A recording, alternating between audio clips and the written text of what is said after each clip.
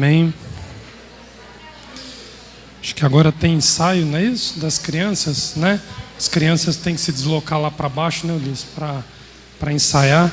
Enquanto isso, nós vamos passar um pouquinho mais o olho na palavra do Eterno, agradecendo ao Eterno por isso que nós acabamos de ver ali na tela da TV ali. Pode parecer que não, mas a gente só consegue chegar ali se a gente passar, né, por Rosh Hashanah e Yom Kippur, né? Porque se nós entendermos que as ações da casa, né, elas são ações ligadas diretamente à associação e vice-versa.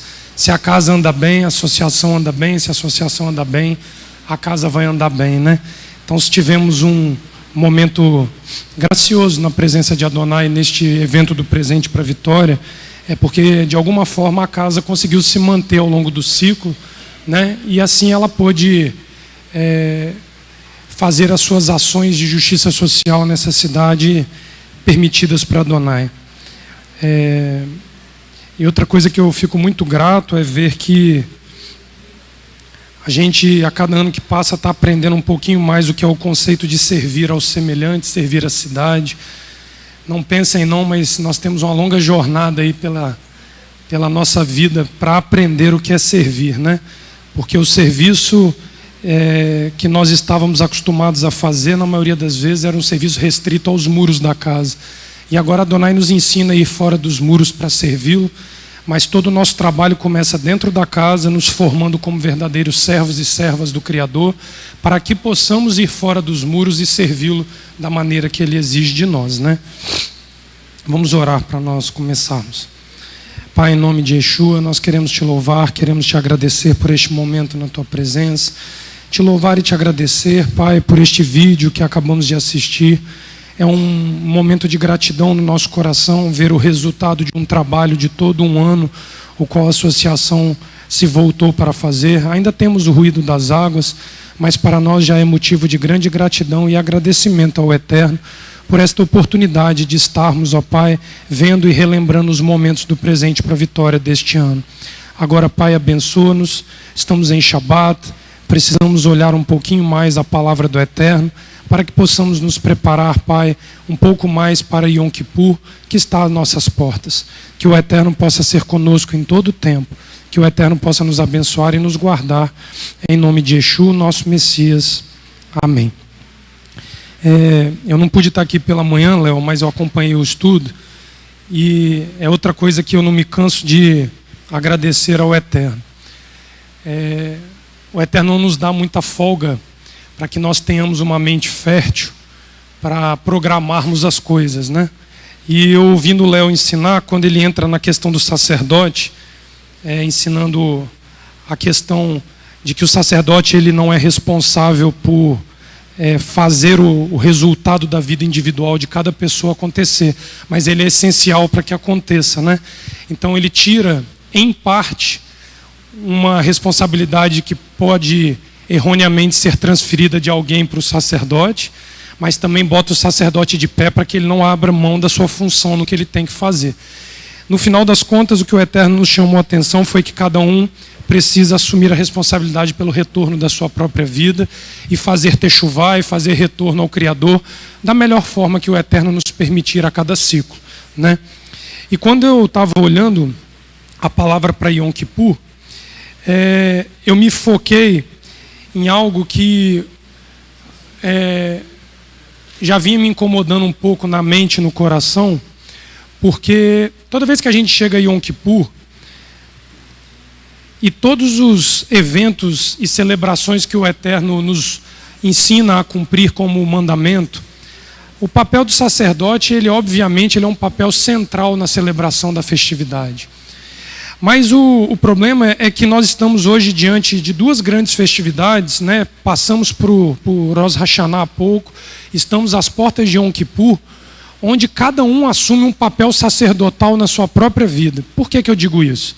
Porque na carta de 1 Pedro, ele vai dizer assim, vós sois uma geração eleita, nação santa, povo adquirido, mas ele também diz, vós sois sacerdócio real.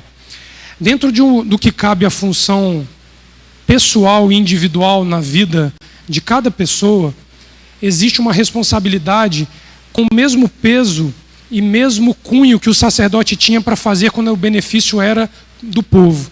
Porque a figura do sacerdote, ela existe não para o benefício individual de quem exerce o sacerdócio, mas ela existe para que a coletividade seja beneficiada por um instrumento que conduz o povo à presença de Adonai.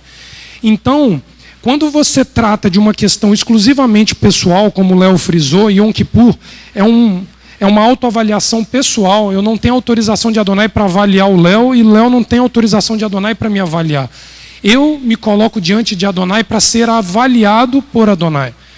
E eu enxergar o resultado dessa avaliação na minha vida e tomar uma decisão. A vida, a morte, a bênção ou a maldição. É isso que se trata Yom Kippur. Yom Kippur talvez seja o ano que nós temos que tomar o maior cuidado, o momento do ano, onde nós temos que tomar o maior cuidado para nós não irmos além daquilo que é o nosso direito. É um momento de nós olharmos para as Escrituras e nos encontrarmos dentro dela.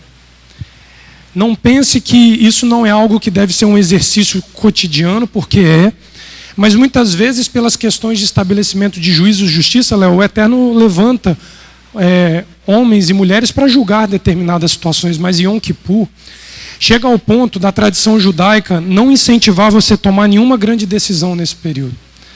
Se você pensa em casar, se você pensa em divorciar, se você pensa em viajar, se você pensa em mudar de emprego, em prestar uma prova para mudar de emprego, o período ao redor de Yom Kippur, os rabis costumam dizer que você não deve tomar essas grandes decisões. Porque, primeiramente, você precisa se autoavaliar e trazer sobre você o juízo de Adonai para que você saiba, Leomar, qual vai ser o resultado disso em Sukkot, como você ensinou. Porque se nós atingirmos Sukkot de forma plena, é sinal que Rosh Hashanah e Yom Kippur foi aceito por Adonai para nós. Se não, a contrapartida ela também é verdadeira. Nós, reprovados em Sukkot, é um sinal de que nós não cumprimos bem o nosso papel em Rosh Hashanah e Yom Kippur. Por quê? Porque Sukkot já fala de uma alegria plena, coletiva. Já fala do agregar do povo, buscando as águas, trazendo os frutos coletivamente. É aquilo que o Léo falou pela manhã. Não há como chegar na alegria plena sem antes passar por uma alegria contida, mas num momento onde cada um de nós examina-se a si mesmo para poder fazer este momento de reflexão e procurar se encontrar diante de Adonai e saber onde estamos. E interessante que, quando na sexta-feira o Eterno nos exortou aqui, quem não assistiu o serviço de sexta-feira pela manhã, houve um ensino muito importante para que nós chegássemos a Yom Kippur neste ano. Pega o link foi disparado, João, sexta-feira? Foi, né? Teve o link da transmissão, quem não tem pede, né? João disponibiliza isso aí de novo para quem não tem.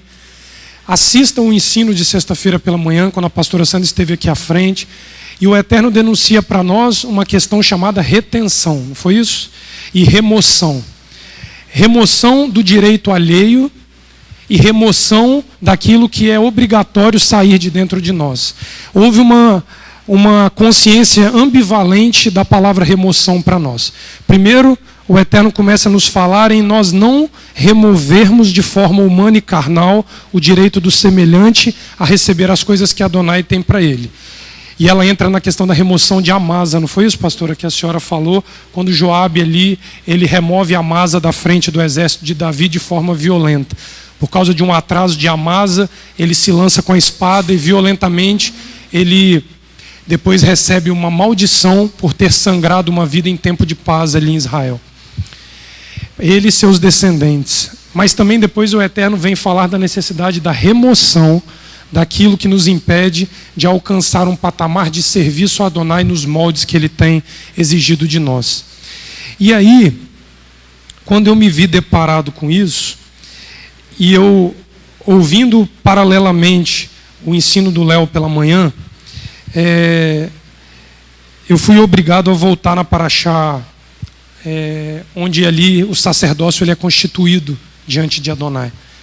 A Parashá Shemini, Vaikra capítulo 9. Eu queria que vocês abrissem para a gente poder ler aqui juntos um pouquinho a Parashá. Nós vamos fazer a leitura do verso 1 ao verso 6. Porque quando o Léo diz ali que cada um tem a sua responsabilidade, mas que a pessoa do sacerdote precisa estar de pé para que o ofício aconteça, o objetivo que eu quero alcançar aqui nessa tarde é nós nos colocarmos, Leomar, dentro da consciência de que existe a função individual e coletiva nas festas, mas que o início e o término recai sobre a responsabilidade sacerdotal para que aconteça. O envolvimento do povo, o subir do povo, o participar do povo é função individual. Porém, isso não tira das costas do sacerdote a responsabilidade de começar e terminar uma celebração da maneira a qual Adonai institui para nós com isso. Olha o que o verso 1 ao verso 6 vai dizer para nós. Eu vou ler numa tradução um pouquinho diferente, mas vocês acompanhem aqui. Oi? Levítico, desculpa, eu falei só Vaikra, né? Perdão. Levítico capítulo 9, do versículo 1 ao 6, me perdoem. Levítico 9, versículo 1. Porque nós estamos falando de Yom Kippur e nós precisamos saber por que nasce Yom Kippur. Yom Kippur nasce no momento em que a função sacerdotal apresenta a sua primeira falha. A criação da festa de Yom Kippur vem como consequência do pecado de Nadab e Abiú e o que aquilo provocou de malefício à nação de Israel. Então, se nós temos que entender Yom Kippur hoje, nós estamos sendo cobrados a respeito do serviço, nós temos que entender que Yom Kippur nasce para corrigir um erro e uma deficiência do serviço sacerdotal. Observe isso aqui. Verso 1. É o 8º dia. Moshe clama a Arão, seus filhos e os anciãos de Israel. Ele diz a Arão: pega para ti um bezerro, filho de bovino, para desfaltador, e um carneiro para erguido intactos. Apresenta-os diante de Adonai. Pega para ti. É a expiação da vida do sacerdote. Aos Benei Israel, aos filhos de Israel, tu falarás assim e dirás: pegai um bode de cabras para desfaltador, um bezerro e um carneiro de 1 ano intactos, para erguido, um boi e um carneiro para pacificações, para sacrificá-los diante de Adonai, e uma oferenda misturada com azeite. Sim, hoje Adonai foi visto por vós. Presta atenção nisso. No ato de inauguração da função sacerdotal, ele vai dizer que Adonai, neste momento, é visto pelo povo. A solenidade que marcou a inauguração do serviço sacerdotal mostrou-se historicamente como a retomada do relacionamento entre Criador e humanidade. Observe esse detalhe. Até esse presente momento, Adonai havia sido visto de forma praticamente individual por pessoas a qual ele chamou para servi-lo.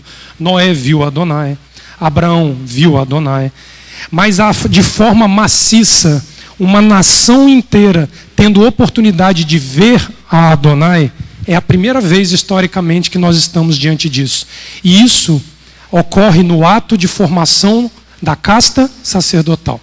Então, para que a coletividade ela consiga ver a Adonai, o sacerdócio precisa estar de pé. Veja que na proposta do capítulo 19 do livro de Êxodo, Shemot, quando o povo Ulisses é convidado a subir, o povo diz não. Eles ali tinham tido o primeiro convite da parte de Adonai para que eles subissem e vissem Adonai face a face, mas depois eles dão um passo atrás e pedem que Moisés vá e traga as informações de Adonai para eles. Aqui, Adonai foi visto pelo povo. A conexão entre céu e terra se manifestou publicamente em meio à coletividade, onde a aceitação do sacrifício oferecido traduziu o sentimento do Eterno quanto à sinceridade do coração do povo. Quando o povo foi levado a exercer o sacrifício conforme os moldes da Torá, e aqui tem o holocausto, tem o desfaltador, que é o expiador, e tem a pacificação, como aquele sacrifício de gratidão por Adonai ter te recebido. Então, no ato de inauguração da função sacerdotal, Israel exerce coletivamente os 3 grandes sacrifícios contidos na Torá. Ele é o holocausto, que é o animal que queimava de manhã e de tarde. Ele traz o desfaltador, que purifica o altar para que o sacrifício aconteça. E ele traz a gratidão dele, um animal que morre, para que depois o ofertante e o sacerdote comam à mesa com o Criador. É a única vez que você vai ver na narrativa do Levítico acontecendo esses três eventos simultaneamente na narrativa da história da nação de Israel. Tamanha era a importância de que houvesse uma classe sacerdotal de pé funcionante. Vira a página no capítulo 9, os versos 22 a 24. Pois não, pastora? Fala aqui. Eu estou só querendo perguntar. Nesse momento, então, quando o povo vê Adonai, é um momento completo, é um momento cheio, pleno. Por isso que quando o Eterno deu para a associação o Salmo 128, é o Salmo de Shemini, da Parashá Shemini, capítulo 9 do Levítico. Porque ele dizia para nós que o nosso momento era pleno, cheio, porque havíamos visto Adonai. É isso aí. E essa é a conexão direta que o Léo de manhã fez quando ele finaliza o ensino com Sukkot. Porque Sukkot é a festa de 8 dias, que acaba no 8º dia, chamado de Shemini Atzeret, o 8º dia, que é o grande clamor do povo jubilando, porque alcançou a plenitude. Ele cumpriu o ciclo, ele hoje é alegre coletivamente, porque todos aderiram. Claro.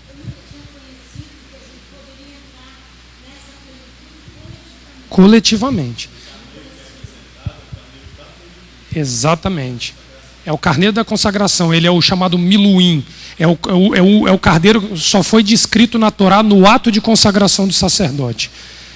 Não houve outro sacrifício chamado carneiro da consagração, senão neste momento que a classe sacerdotal é formada.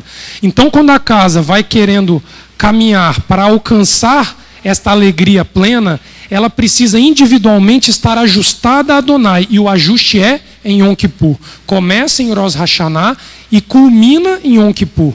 Aí você, durante 4 dias, almeja a chegada da plenitude da alegria. E é isso aqui que nós vamos ver. O sacerdócio no capítulo 8 está formado. Arão e seus filhos ungidos. Olha o que acontece, Leomar, como primeiro resultado disso. Verso 22. Levítico 9, 22. Arão dirige as mãos para o povo e o abençoa. Ele desce, tendo feito o desfaltador, o erguido e as pacificações. Ele sacrificou para o povo os 3 animais. Moshe vem com Aharon à tenda do encontro. Eles saem e abençoam o povo. A glória de Adonai é vista pelo povo. Um fogo sai de diante de Adonai. Observa nessa tradução. Ele, Adonai, come no altar o erguido e as gorduras. Todo o povo vê, eles se rejubilam e caem sobre as suas faces. Plenitude de relacionamento com Adonai. Por que eu fiz questão de dizer e ele, Adonai, come no altar? Porque segundo a exegese rabínica, a presença de Adonai era física e ele consome o holocausto como um ser palpável, para que ele mostrasse a aliança dele com a classe sacerdotal, porque ela ali estava de pé, conduzindo o povo à presença de Adonai. O sacrifício perfeito aceito diante de Adonai. E eu vi um comentário da Torá que dizia que muitas vezes equivoca-se, pastora, quando abençoa o povo. Porque quando o sacerdote abençoava o povo, ele levantava as 2 mãos para abençoar o povo. A mão direita, segundo os rabinos, era a mão que abençoava. E a mão esquerda era a mão que deixava em alerta que se não houvesse bênção, haveria maldição. Da mesma forma que houve 2 montes, o Monte Ebal e o Monte Gerezim. Um monte à direita, um monte à esquerda. Um abençoava, o outro amaldiçoava. Em todo o tempo, Israel era lembrado pelo gesto do sacerdote que ele deveria buscar sempre a destra de Adonai, que é a destra que abençoa. E nesse momento, quando a nação de Israel ela encontra-se, pastora, plenamente satisfeita porque Adonai ali supriu todas as necessidades, supriu todos os desejos, preencheu o povo, entra Nadab e Abiú na história. Presta atenção. A ilegitimidade da postura tomada por Nadab e Abiú nos ensina algo supremo na relação entre o povo e o sacerdócio. Pois ao serem destruídos por meio de um fogo, o serviço que atrairia Adonai ao seio da nação foi interrompido. Qualquer alteração do protocolo divino envolvendo a função sacerdotal colocava em risco a intimidade do povo com o Eterno, mesmo que a obrigação de se achegar fosse individual.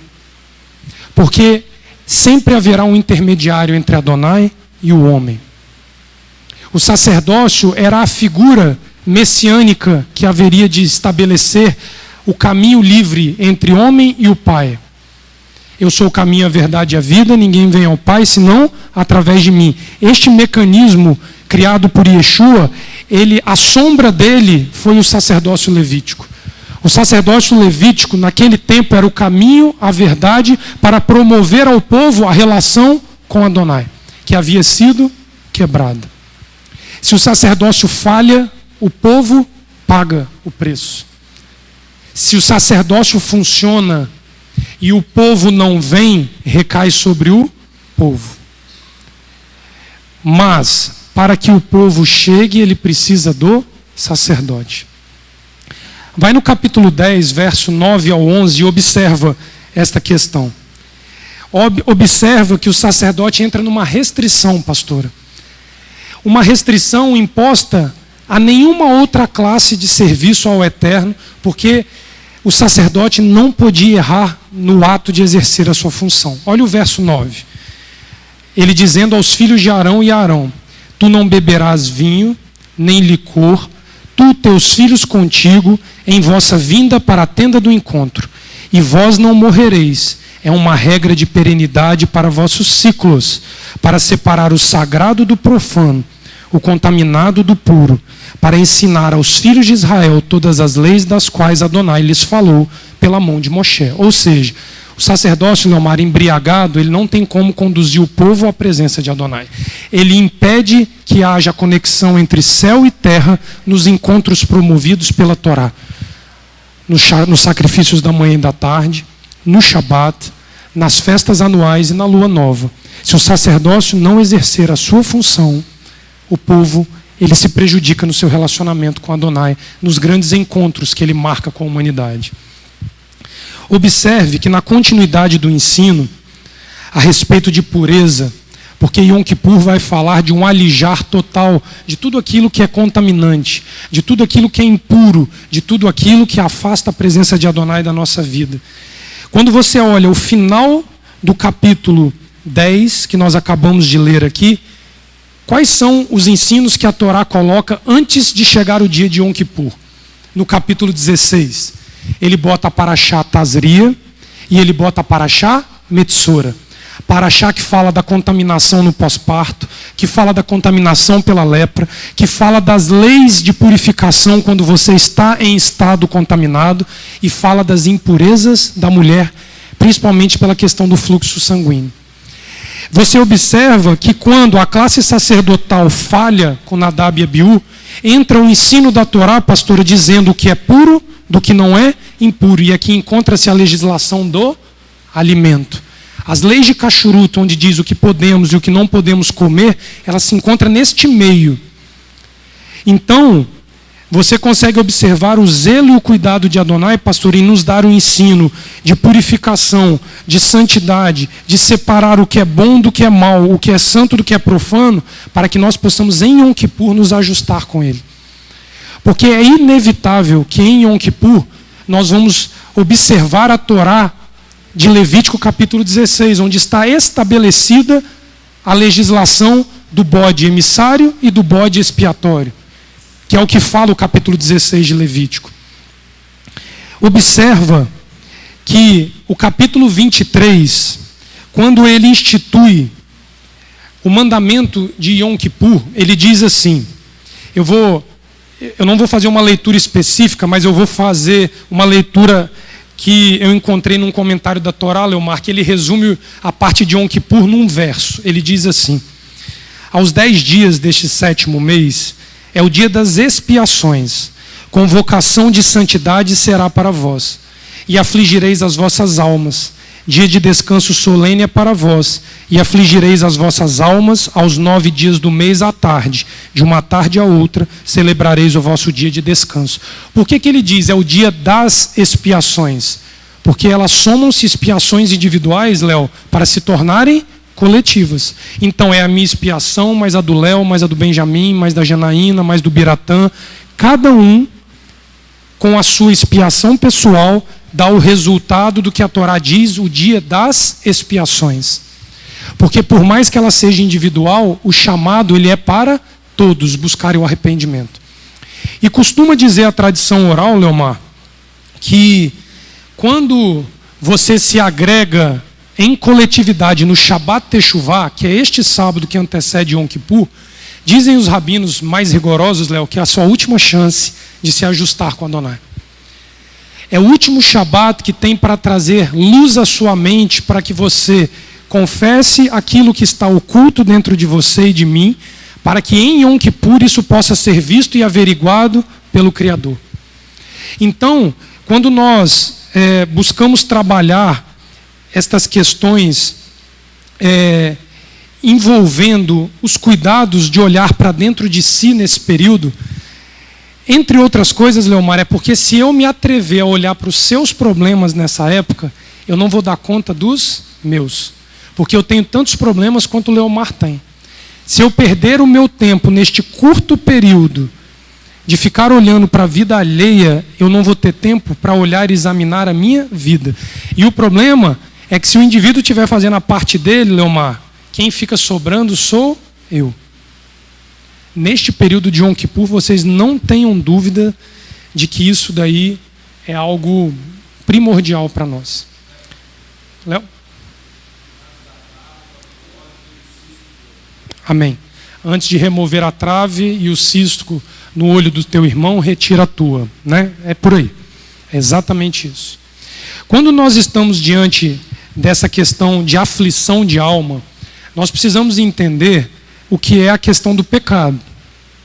Por quê? Porque nós vamos afligir a alma, Leomar, com qual objetivo? Com o objetivo religioso de cumprir uma cerimônia onde eu passo 25 horas sem me alimentar, e os que conseguem sem beber água, e isso daí, por si só, é suficiente? Ou isso, para mim, tem força de aflição que me leva a entender o que é pecado, para que eu tente, nestes 10 dias, pedir a Adonai que Ele remova o pecado de dentro de mim. Porque a aflição ela só vem se a dor ela for sentida além da carne. Porque o jejum por si só, ele faz a nossa carne sofrer. E eu encontrei um comentário da Torá muito interessante que diz assim, observa, o pecado, admite-se, é devido com frequência à satisfação dos apetites materiais. Tudo que é material, ele tem uma tendência de ser suprido por conta da presença do pecado. A nossa necessidade de suprir o que é material e não o que é espiritual é traduzido pelos rabinos como pecado. Embora o jejum por si só seja considerado uma ajuda inapreciável no processo de ruptura com o pecado, ele não tem nenhum valor, a menos que acompanhado por um sincero sentimento de arrependimento. Ou seja, a própria exegese hebraica, os grandes estudiosos da Torá dizem que se o jejum, Leomar, ele não vier acompanhado de um profundo arrependimento de pecados, ele não tem significado para Adonai, por mais que por si só ele já seja um passo na ruptura com o pecado. Mas ele sozinho ele é insuficiente. Vai lá em Mateus capítulo 6, para a gente olhar uma coisinha aqui. Nós precisamos entender isso à luz do Mashiach. Você sabe por que eu digo isso a vocês? Porque num passado bem recente, nós tivemos um conflito com Yom Kippur aqui dentro. Os homens da casa lembram bem disso aqui. Nós tivemos um conflito de compreensão do verdadeiro significado de Yom Kippur. Porque tiveram uns aqui dentro da casa que se focaram em não tomar banho, não escovar o dente, não usar perfume, não usar creme no corpo, ficar com a face e o semblante abatido, para publicamente se apresentar em estado, Rita, de aflição. Alguns não trocaram a roupa em 24 horas.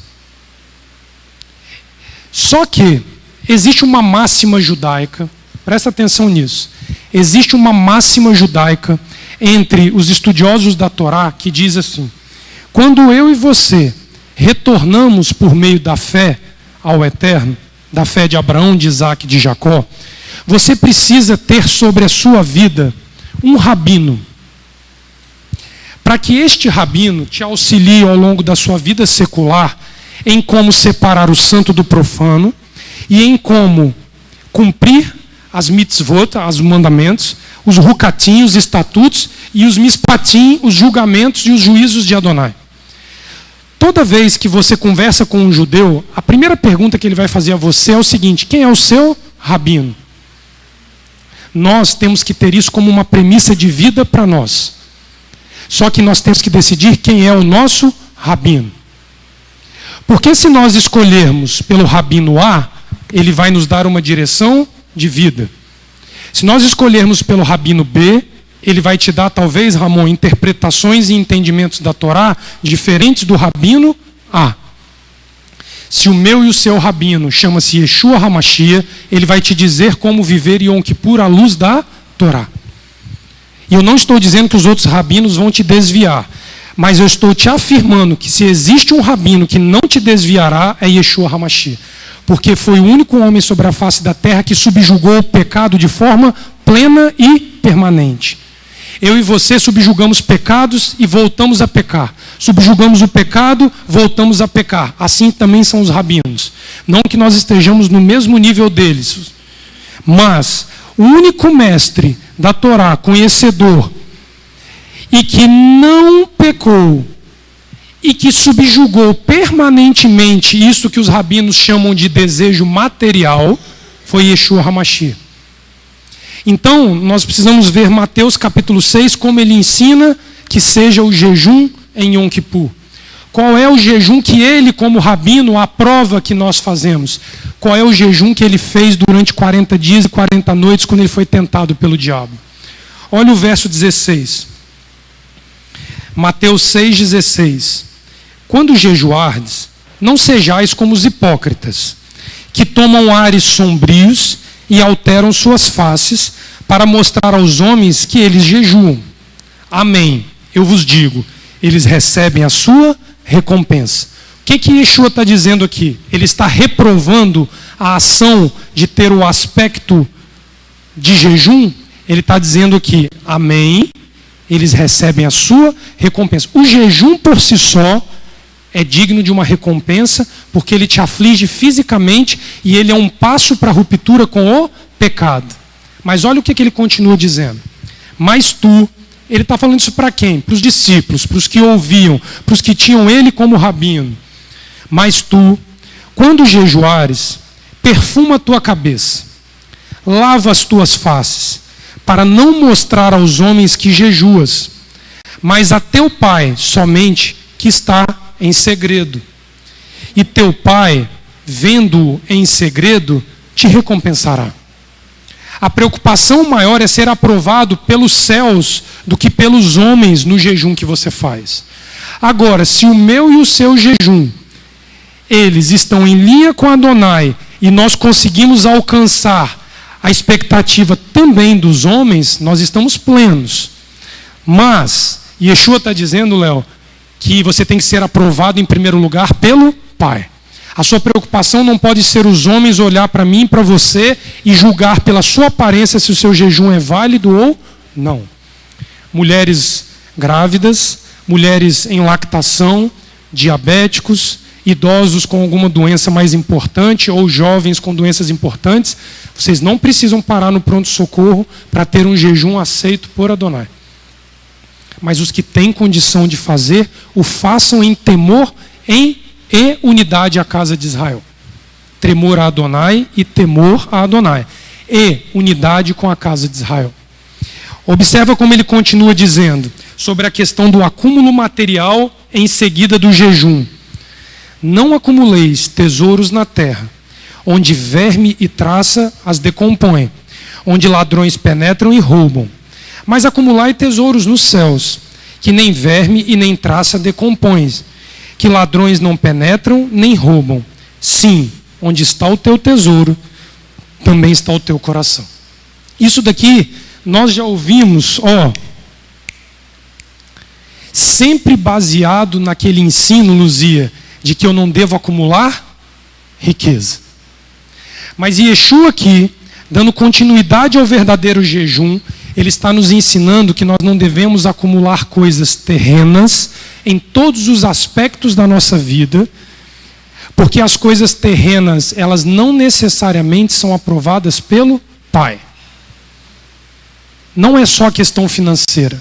É você acumular altivez, é você acumular ego, sou eu acumular mentira, sou eu acumular falso testemunho, sou eu impedir alguém de se achegar à presença de Adonai porque eu não quero servir. Estes acúmulos são reprovados pelo nosso Rabi. Pois não.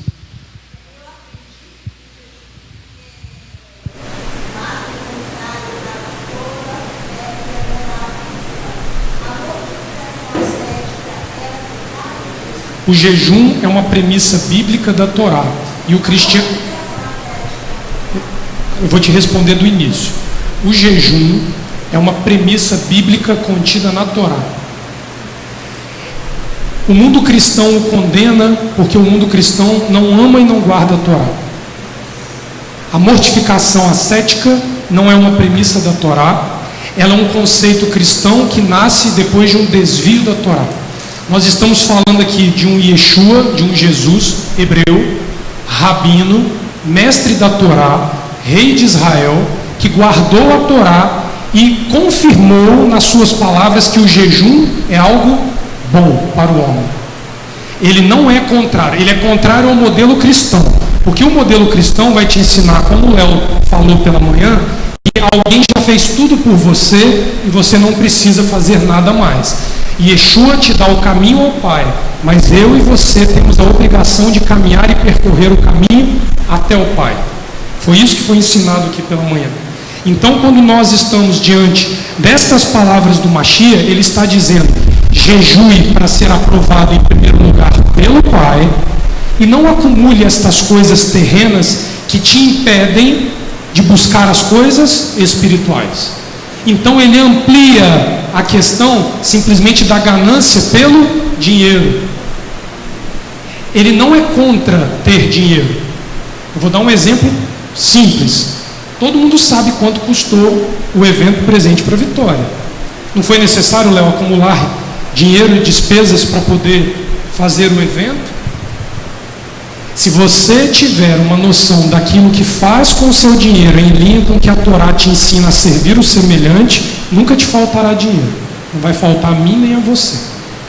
Mas muitas vezes Adonai nos impede de ter o tanto que nós gostaríamos, porque nós faremos mau uso da riqueza que Ele trará para nós. Aí Ele nos poupa disso daí. Observa outro detalhe aqui. Observa isso aqui. Quando alguém traz no seu coração um sentimento de que, graças ao Eterno, existe Yom Kippur, eu posso pecar o ano inteiro, que eu vou ser absolvido em Yom Kippur, existe um outro comentário dos ensinadores da Torá que diz o seguinte, observa aqui, porque pensa que não, mas tem muitos pensamentos que passam pela cabeça do homem que dão a ele aquela falsa sensação, Ramon, de que sempre vai ter uma chance para eu me salvar. Presta atenção no que os rabis concluem desse tipo de pensamento. Diz assim: pecarei, e no dia do perdão virá a minha absolvição. Segundo os rabis, não haverá perdão para este homem. Quando a sinceridade está ausente e a antiga forma de vida que desafia as obrigações divinas persiste, não pode haver nem expiação nem absolvição. A fé judaica salienta sempre ao pecador arrependido que aproxime-se do seu Criador sem intermediários. Olha que interessante isso. Você não precisa que o Léo pegue pela sua mão e te aproxime do Criador. Você e eu temos obrigação de fazer isso por si só. O Talmud babilônico, num dos seus tratados, ele diz assim, Léo, achei interessante isso aqui. Por que eu estou fazendo questão de pegar uma coisa bem sólida dentro dos comentários da própria Torá? Porque se nós formos analisar as questões materiais e físicas que muitas vezes nos prendem pelo excesso de tradição que nós queremos ter para cumprir uma determinada mitzvah, um determinado mandamento, se tornam pedra de tropeço e nos impedem de guardar o próprio mandamento. Por isso que eu estou fazendo questão de frisar que os próprios rabinos que instituíram a tradição, eles têm a consciência que o excesso dela pode te levar a se desviar do mandamento. Olha o que o Talmud babilônico fala. Tratado Yomá 85b. As transgressões do homem contra Elohim. O dia do perdão as absolve. Eu, Leonardo, pequei contra Adonai. Se houver sinceridade, eu sou absolvido no dia do perdão, quando eu me coloco e me prostro diante de Adonai, quando eu peco contra Ele. As transgressões contra o próximo, o dia do perdão não as expia, a menos que até este, ou seja, até Yom Kippur, eu me reconcilie com o próximo e repare o erro cometido. Os rabis têm a plena consciência de que se eu tenho um problema com a carne, eu peço perdão a Adonai. Se eu tenho pecado contra Adonai, Yom Kippur me absolve, que sou eu e Adonai. Mas se eu chego a Yom Kippur, Carmen, confiando que, mesmo não me ajustando com você, eu vou alcançar a absolvição divina, os rabis dizem que não. Que você tem um semelhante o qual você deve perdão e deve ser perdoado. Presta atenção nisso.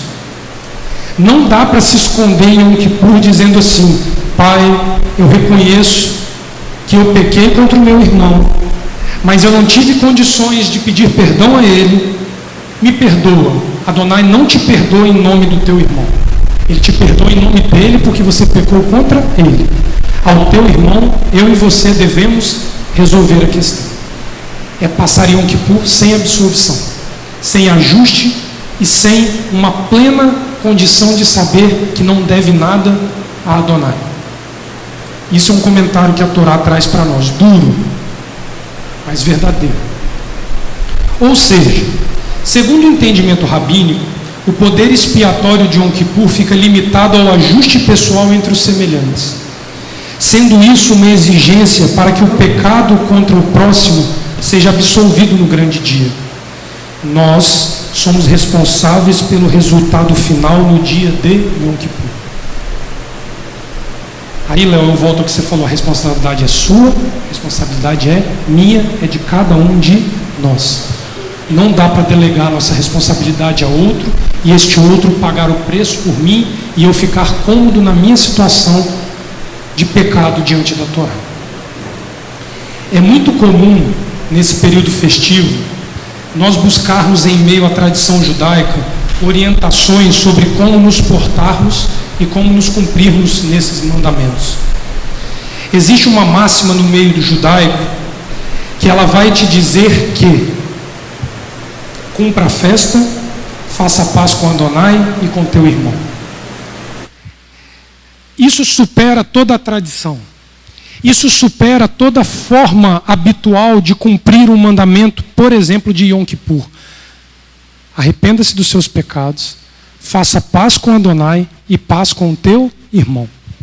Os rabis dizem que se você cumprir essas três premissas, você cumpre Yom Kippur, Léo, melhor do que se você cumprir toda a tradição. E ó, que quem conhece o livro chamado Marzô é grande. em 24 horas, Daniel, cumprir aquilo tudinho, não estou dizendo que você está desculpado de vir aqui no pôr do sol da terça-noite participar da Selihot conosco, das rezas, das orações. Não. É momento de vir e nos unirmos como uma só voz diante de Adonai para um ajuste pessoal, um ajuste coletivo. Mas essas 3 questões, elas são primordiais, mais do que qualquer outra coisa que você queira fazer em Yom Kippur.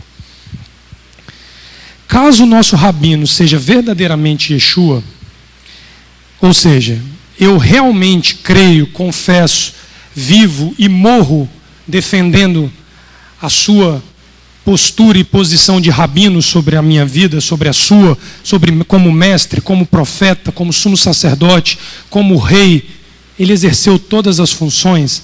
Se Yeshua é isso para nós, precisamos atentar para a advertência feita por ele quando ensinava acerca dos excessos da tradição judaica, as quais podem nos desviar do propósito maior da Torá, que é nos introduzir à presença de Adonai. Vai lá em Marcos capítulo 7, faz favor.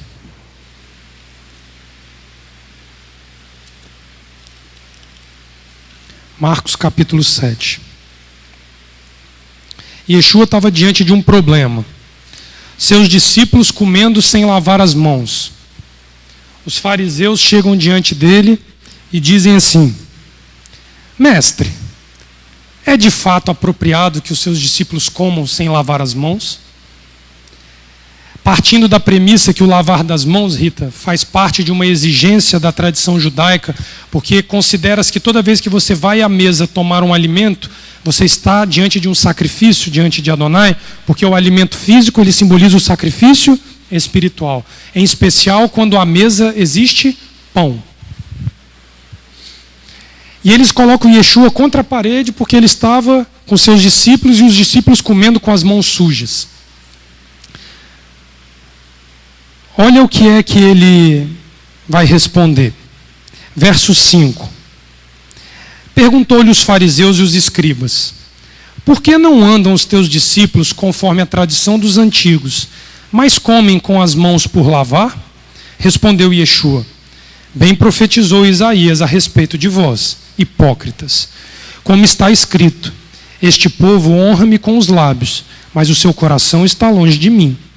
Em vão, porém, me adoram, ensinando doutrinas que são preceitos de homens, deixando o mandamento de Elohim, guardando a tradição dos homens, como o lavar dos jarros e dos copos, e muitas outras coisas semelhantes. E disse-lhes: jeitosamente rejeitais o mandamento de Elohim, para guardares as vossas próprias tradições.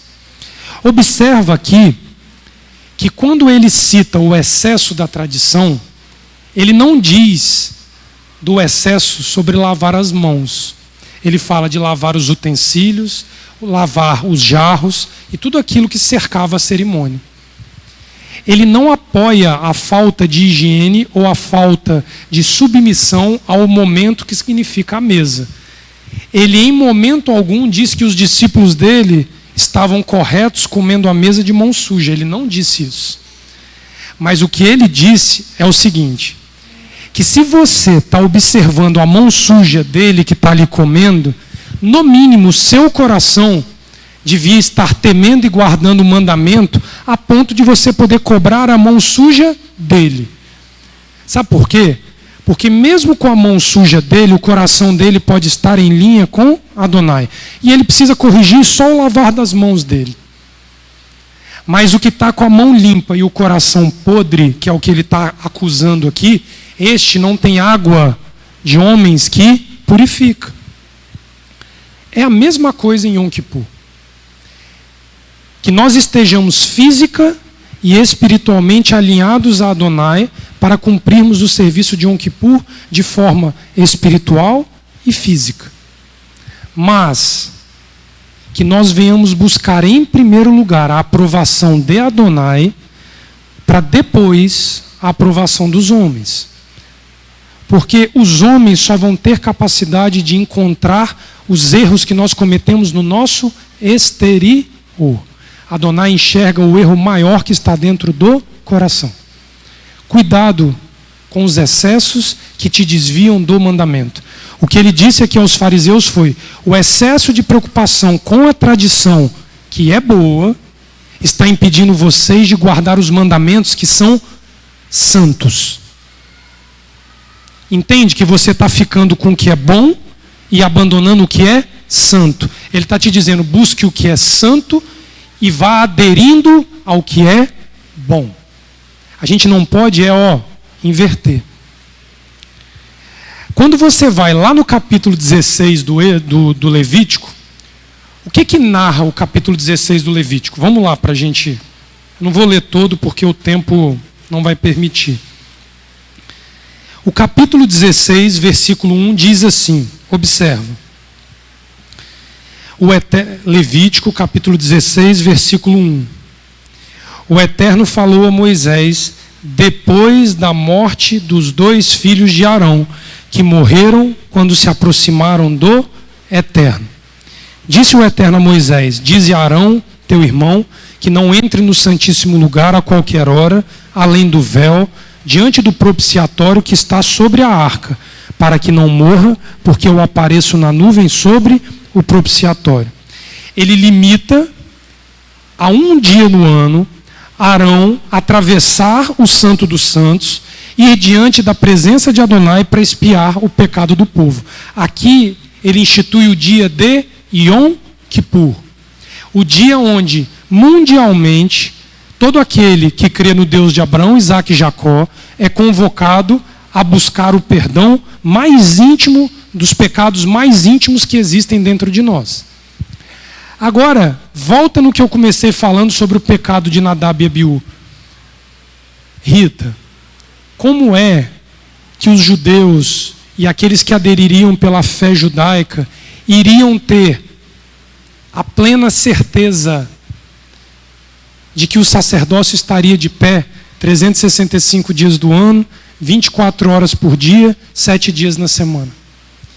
Vocês vão ver que a instituição de Yom Kippur, ela exige o sacrifício pessoal do sacerdócio. O sacerdote levava a sua oferta e tinha a oferta do povo. O que acontece? Ele institui Yom Kippur porque ele enxergou que o homem, por mais que ele se esmerasse e por mais que ele se mantivesse na sua função sacerdotal, em algum momento ele iria cair. Precisaria haver um dia no ano que o próprio Adonai santificaria o povo, porque o sacerdote perfeito ainda não tinha sido levantado. Era necessário que alguém perfeito, Rita, viesse trazer sobre o povo a expiação para que um ciclo de vida renovasse a cada ano sobre o povo. Aí vem Yom Kippur. Ele enxergou naquilo que Nadab e Abiú erraram, Rita, a continuidade do erro pelas gerações, porque os sacerdotes, eles são humanos. E humanos que ainda não subjugaram de forma plena o pecado. O que Hebreus capítulo 9 e 10 fala para a gente do sacrifício do Mashiach? O sacrifício perfeito, aquele sacrifício que nos expia de forma plena e que não precisa todo ano morrer de novo. Ele se fez Yom Kippur por nós. Mas tem 2 bodes em Yom Kippur. O bode expiatório que sangra e morre pelo perdão dos pecados da nação uma vez ao ano é o símbolo de Yeshua, o Messias, o Redentor. Mas existe um segundo bode. O bode emissário, ou bode Azazel, que era o bode que Arão, com as suas mãos, lançava sobre a cabeça dele os pecados e as iniquidades de toda a nação de Israel. Confessando ali os pecados, o bode não era sacrificado, porque não se sacrifica pecado a Adonai. Você sacrifica a sua vida, que é o que você tem de melhor. E aí, o bode era lançado ao ermo para vaguear perdido no deserto. O bode levava do meio da comunidade o pecado que a comunidade individualmente aprendeu a confessar e que Arão ali simbolicamente faz para simbolicamente eliminar do meio da nação.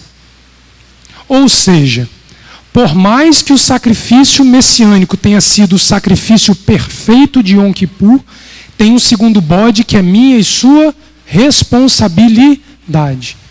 Eu não posso chegar em Yom Kippur com a consciência: Jesus fez tudo por mim, eu não preciso fazer nada, meus pecados já foram perdoados e eu estou salvo. Yom Kippur é a festa mais icônica para nós entendermos isso. Tem 2 bodes. Yeshua representou um bode. O outro bode continua sendo necessário.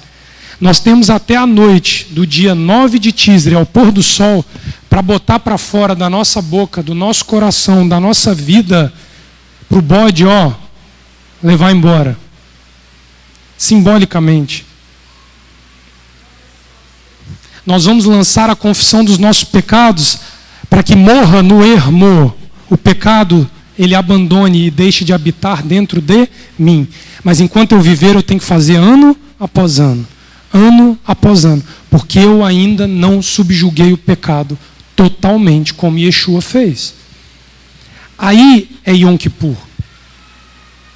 Segundo os rabis, Yom Kippur perdurará enquanto a humanidade existir.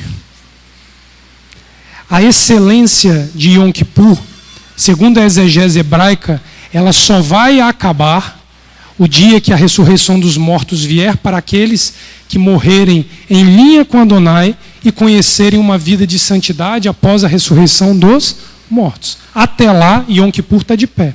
Todo ano, no dia 10 de Tisrei, sem um atraso ou adiantar. É obrigatório. Quando nós vemos o capítulo 16, vira lá no verso 22 a 24, que eu quero ler um negócio aqui para vocês. Olha qual é o resultado de celebrarmos Yom Kippur. O povo, o sacerdócio e Adonai, todos juntos. Olha o verso 22. Cara, peraí, é o 22? Não, errei. É o 23 e o 24, desculpa. O 22 é onde fala que o bode levará sobre si as iniquidades do povo para uma terra solitária. Olha o verso 23. Arão vem para a tenda do encontro. Ele tira os hábitos de linho que tinha vestido ao vir para o santuário e os coloca ali. A roupa que ele usou para sacrificar, ele retira. Ela teve contato com o bode emissário. Eu e você, quando confessarmos o pecado que está dentro do nosso coração, a gente tem que ter uma retirada, Rita, simbólica da roupa que teve contato com o pecado. Olha o verso 24. Ele banha sua carne nas águas. Olha Sucote sendo anunciado. Em um lugar consagrado, veste novamente os seus hábitos e sai.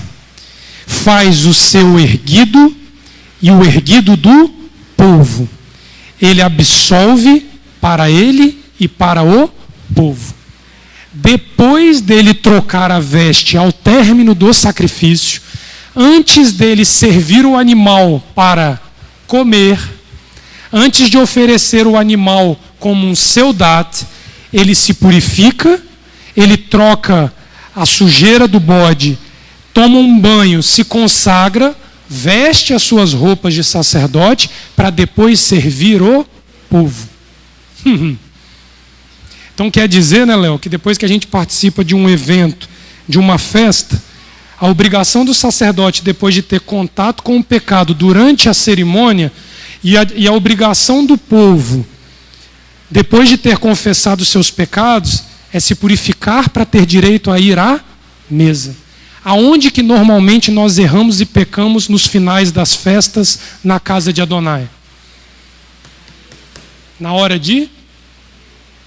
Houve época que era glutonaria, houve época que era desperdício de comida, houve época que não se deixava visitante comer primeiro, os idosos comerem primeiro, o alimento às vezes era feito errado. Nós fomos aprendendo isso ao longo dos anos, porque o problema finaliza ali. Mas Arão não podia ir à mesa e nem servir o povo se depois de ter cumprido a sua função ele se purificasse para ter acesso à comida. O que ligar no céu será ligado na terra, o que ligar na terra será ligado no céu. Por que eu estou fazendo questão de frisar a mesa? Sabe por quê? Porque foi o problema e o conflito que Arão viveu quando Nadab e Abiú pecaram na hora que eles exerceram o serviço. Vai lá, volta às páginas da sua Bíblia. Volta à página. Deixa eu ver onde é que eu botei aqui. Levítico capítulo 10. Levítico 10. Volta lá.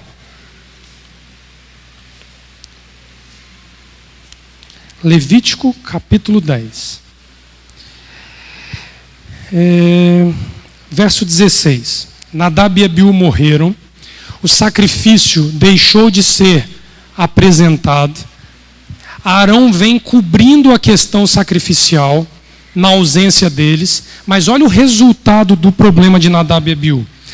Moisés buscou diligentemente o bode da oferta pelo pecado e descobriu que já havia sido queimado. Indignado grandemente contra Eleazar e Itamar, os filhos de Arão que ficaram, disse-lhes: por que não comestes a oferta pelo pecado no lugar santo?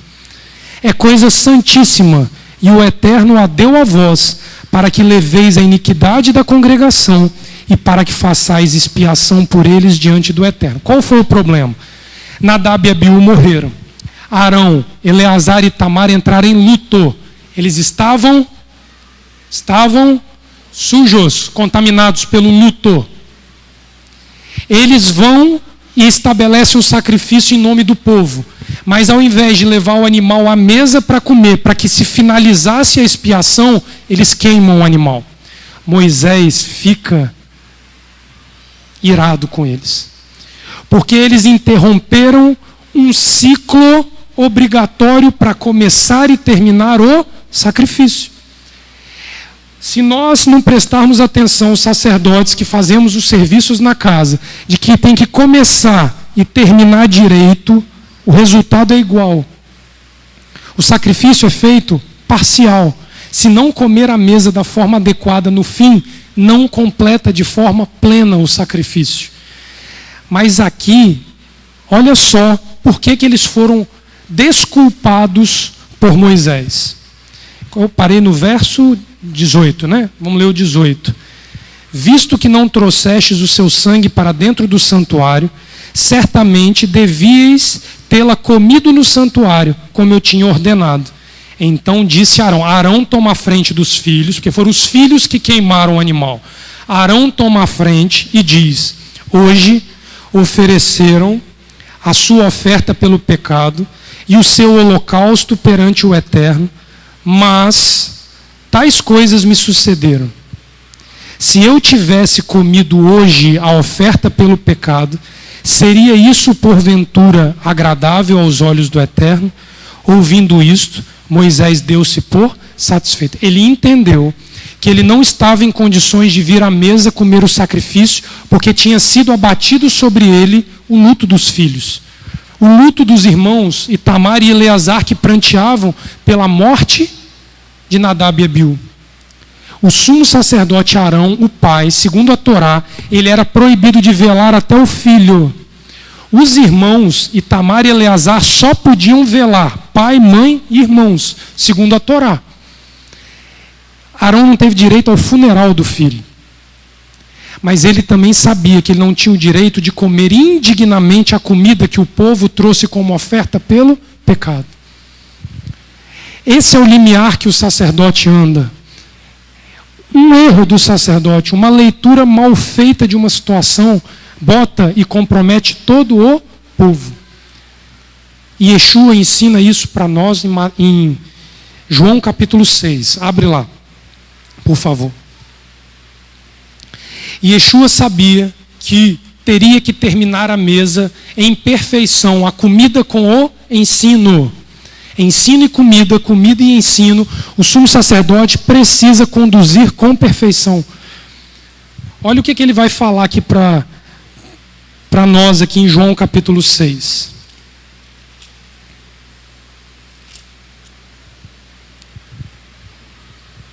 Verso 3. Então Yeshua subiu a um monte e assentou-se ali com seus discípulos. A Páscoa, festa dos judeus, estava próxima.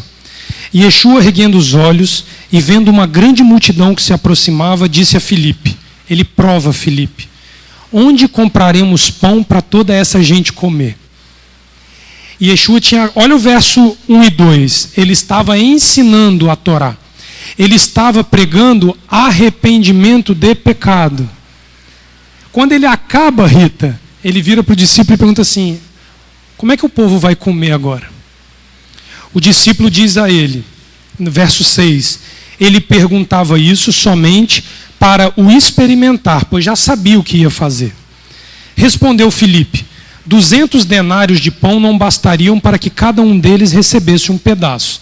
Só para ter ideia, 200 denários são 200 dias de trabalho. Um dia de trabalho era igual a um denário. Lembra da parábola dos trabalhadores, que cada dia de trabalho valia um denário? Se tivesse 200 denários, 200 dias de trabalho, não pagaria pão para a multidão. Outro dos seus discípulos, André, irmão de Simão, disse, está aqui um rapaz que tem 5 pães de cevada pequenos e 2 peixinhos. Mas o que é isto para tantos? Se você for no texto de Mateus, ele vai virar para Yeshua e vai falar assim, despede eles para que eles procurem comida por conta própria. E Yeshua no verso 10 diz assim, manda o povo sentar. 5.000 almas, senta. Havia muita relva naquele lugar e assentaram-se os homens em número de quase 5.000. Então Yeshua tomou os pães, abençoou, repartiu, Baru atah Adonai, Eloheinu melech haolam, Hamotz lehem min haaretz. Ele abençoou. E repartiu com os que estavam assentados, e fez o mesmo com os peixes. Quando estavam saciados, ele disse aos discípulos, recolhei os pedaços que sobraram, para que nada se perca. E Yeshua não permitiu que o ensino dele, Rita, terminasse sem uma mesa que fosse farta para aqueles que ouviram e guardaram o seu ensino. Ele cumpre o sacrifício do ensino da palavra e ele cumpre o sacrifício de comer a mesma no mesmo padrão de santidade. Ele não aceita que 5 pães e 2 peixes não fossem suficientes para alimentar o povo. Os 5 pães, símbolos dos 5 livros da Torá, é suficiente para alimentar toda a face da terra, e os 2 peixes, símbolos do Shabat, o dia que você recebe em dobro, porque você descansa e guarda para se lembrar da criação. Ele não aceitou, e o pão era de cevada, que era o pão do pobre. O pão mais barato daquele tempo era feito de cevada, porque trigo naquela época custava mais caro.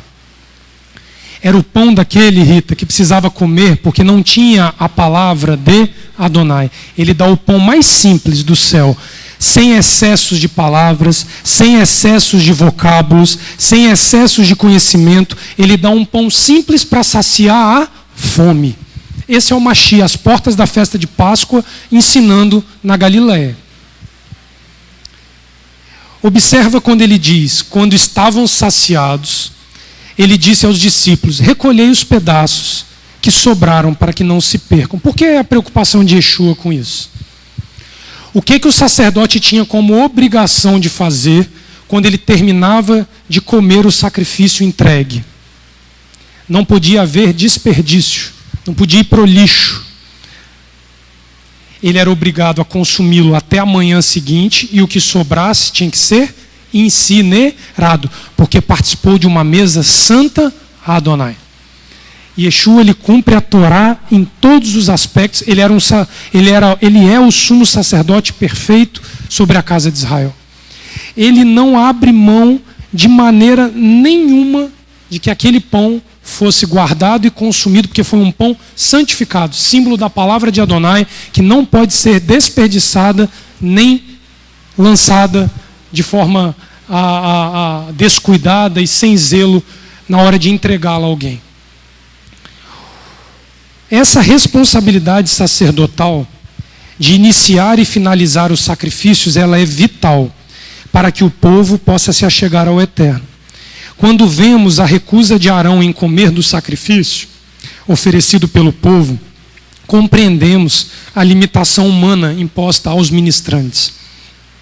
Desta forma, Moshe, encolerizado pela falta do sacerdote, cobra uma ação perfeita por parte de Arão e de seus filhos.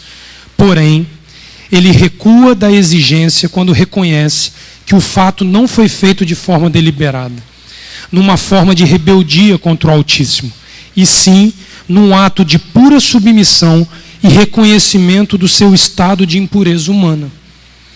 Quando Moshe aceita o argumento, ele se une a Yeshua no momento em que ele reprova os fariseus na questão do texto de Marcos capítulo 7 que nós lemos. Nosso sumo sacerdote Yeshua, o Messias, foi e sempre será o único homem confiável a entregarmos os nossos sacrifícios obrigatórios, pois sempre estará apto a exercer a sua função de ministrante, nos unindo ao Pai por meio dos rituais sacrificiais. Por isso ele teve a autoridade de dizer: eu sou o caminho, a verdade e a vida. Ninguém vem ao Pai senão através de mim. Porque a figura do sacerdote, nos tempos que antecederam Yeshua HaMashiach, ela era falível.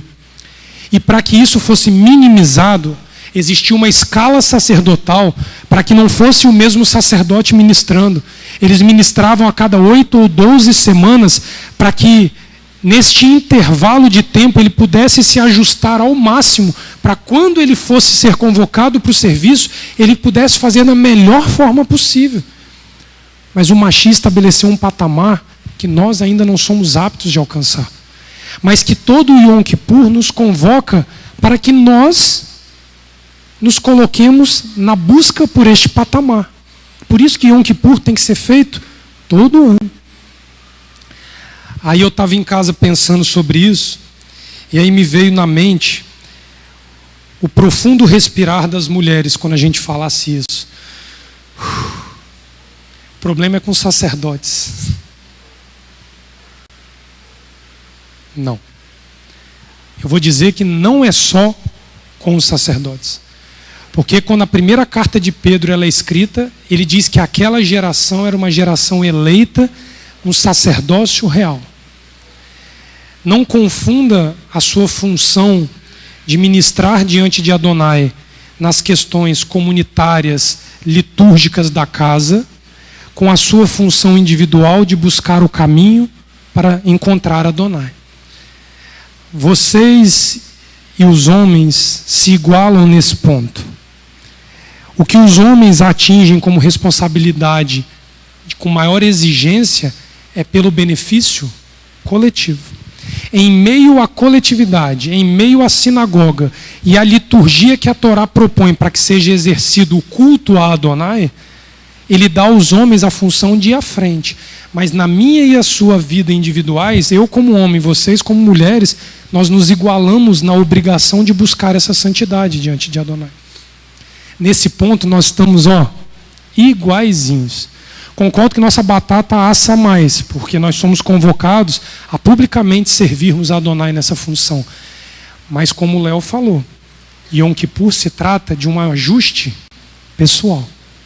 A cobrança em Yom Kippur é a mesma sobre mim, sobre o Léo, sobre a Dona Ildeci, sobre a Carmen, Sandra, Alice, a todos que estão aqui.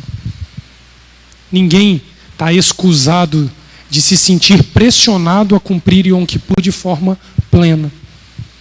Não dá para olhar para os homens na noite de Yom Kippur e falar assim: está pior para eles do que para mim.